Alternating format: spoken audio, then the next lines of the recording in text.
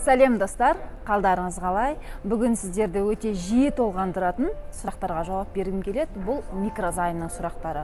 Маған күніне 100-ге жуық адамнан осы микрозайм туралы сұрақтар келеді. Дайректте бәріне бірімдеп жауап беру мүмкін емес, бұл уақытты талап етеді. Сондықтан сіздерге арнайы видео түсіріп, микрозайм бойынша толғандырған сұрақтардың жауабын берейін. Бірінші сұрақ: микрозайм деген не? Және бұл сұрақты қоятын адамдар осы микрозаймнан қарыз алып жүрген адамдар. Микрозайм дегеніміз бұл лицензиясыз, арнайы ұлттық банктың қаржы агенттігінің лицензиясынсыз қарыз беруші компаниялар. Мысалға, банктер, микроқаржылық, микрокредиттік ұйымдар сіздерге кредит беру үшін ұлттық банктен арнайы лицензия алған, тіркелген және лицензия алған. Себебі қаржы операцияларын жүргізу үшін міндетті түрде лицензия болу қажет. Ал өкінішке орай осылай лицензия алмай қарыз беріп жатқандар, бұлар микрозайм деп аталады. Іс жүзінде мен сіздерге түсіндіретін болсам, мысалға Moneyman, Көке.kz, Тенго.kz деген кішігірім компаниялар, олардың қала бойынша бірнеше дүңгіршектері бар. Сонымен қатар олар жай ғана сіз Google-да онлайн займ деп жазсаңыз шығады. Міне осы компаниялардың сіздерге беріп жатқан қарыздары бұл микрозайм болып табылады, лицензиясыз берілген. Және олардың пайызы өте жоғары, тіпті пайызы реттелмеген деуге болады. Мысалға, қарапайым кредиттер бойынша ұлттық банктың қаулысымен ең жоғарғы пайыз 56%. Ал микрозайм бойынша бұл пайыз реттелмеген. Мойындаңыздаршы, алып жүрген адамдар, сіз 100 000 теңге алдыңыз, бөлшектеп оның мерзімін ұзартуға төледіңіз, штрафын төледіңіз, комиссиясын төледіңіз, сонымен 500 000 теңге қайтардыңыз. Оған қоймай, сіз әлі де құтылмадыңыз, әлі де шотыңызға арест қойып, қазір қарызды өндіріп жатыр.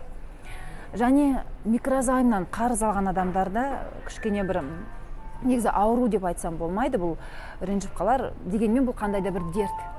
Себебі адамдары ойлайды: мен банкке барып кредит алсам, мен оны ұзақ жабамын. Ал микрозайм мына жерде сұрады, 5 минуттың ішінде рәсімдеп алуға болады. Және бұл до зарплаты, айлық алғанға дейін 10 күнге, 5 күнге деген соң, ол адам ойлайды: мен 5 күннің ішінде ақшаны қайтарам деп. 5 күннің ішінде қайтара алмай қалады, оның үстіне үлкен комиссия, пеня қосылып кетеді, оның және ұзартуына тағы төлейді. Осылай жүргенде, мына микрозаймның пайызы 5-7 есе көп болады, мына кредитпен салыстырғанда. Егер сіздің алдыңызда бір сұрақ тұрса, мен микрозаймнан алайын ба, қарызды кредиттен ба деп, айналайын, онда кредиттен алған жөн. Себебі микрозаймның пайызы бізде Қазақстанда заңнамалық тұрғыда толықтай реттелмеген. Сондықтан олар үстіне пайызды қоса береді. Сонымен қатар олардың өзінің схемасы бар, бір айламен жасалған деуге болады. Олар комиссия ретінде қосымша ақы алып отырады. Себебі заңда комиссияны қанша көлемде алуға болатыны көрсетілмеген оларда. Міне осындай жайттерге байланысты бір рет микрозаймнан қарыз алған адам бірнеше микрозаймға қарызға кіріп кетеді. Айналаңызда микрозаймнан қарыз алған адам болса, сөйлесіп көріңізші. Ол Moneymanнен бір-ақ рет 30 000 теңге алмайды. Ол кемінде Көке.kz-ден, Авентустағы да бірнеше компаниядан бірнеше микрозаймды алады. Міне сондықтан мен оларды дертпен ауыратын адамдар деп айтам. Ренжуіңіз де мүмкін, ренжімеуіңіз де мүмкін, бірақ мойындаңыз, Қазір мысалға сіздің микрозайм бойынша қарызыңызды есептейтін болсақ, 1 миллион теңгеден артық шығады. Бастапқыда қанша теңгеден басталды? 15-20 мың, асып кетсе 30 000 теңгеден басталды. Міне осының барлығы бұл қаржылық сауатсыздықтың нәтижесі деп айтуға болады. Жалғастырайын сұрақтарға жауап беруді. Қалай ажыратамыз? Микрозайм мен кредиттің айырмашылығын өте қарапайым түрде ажыратуға болады. Мысалға, сіздің қарыз алған келісім шартыңызды көріңіз. Сол қарыз алған келісім шарттың ішінде қарыз беруші компанияның атауы жазылады. Егер сол компанияның атауында банк, МФО, яғни микроқаржылық ұйым, микрокредиттік ұйым деген сөз бар болса, демек бұл кредитке жатады. Оның ең үлкен пайызы 56%.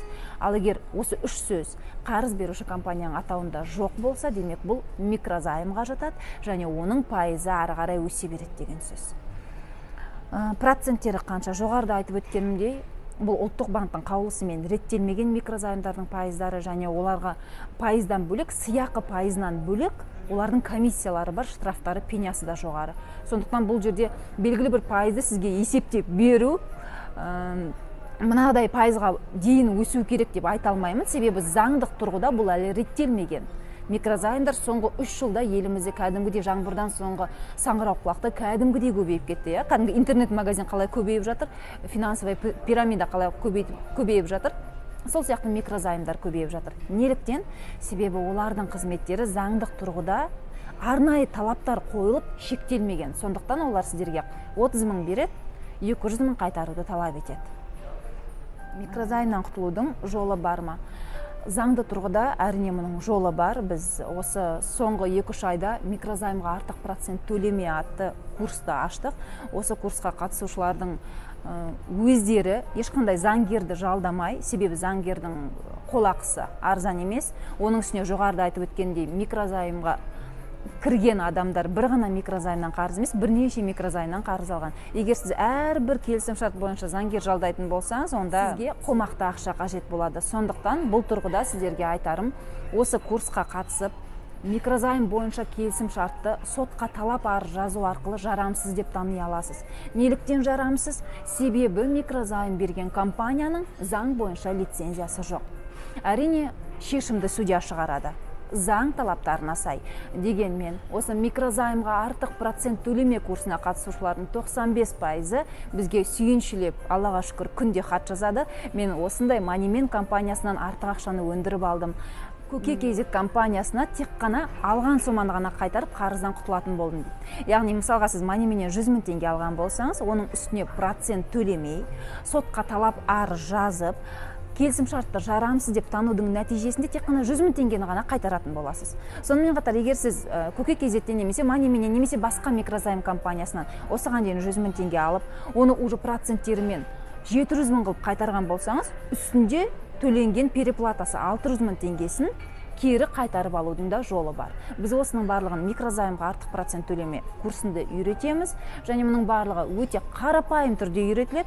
Сондықтан курсқа қатысып, өз құқығыңызды өзіңіз қорғау мүмкіндігіңіз бар, және микрозайм деген сізді қинаған бәледен құтылудың да жолы бар.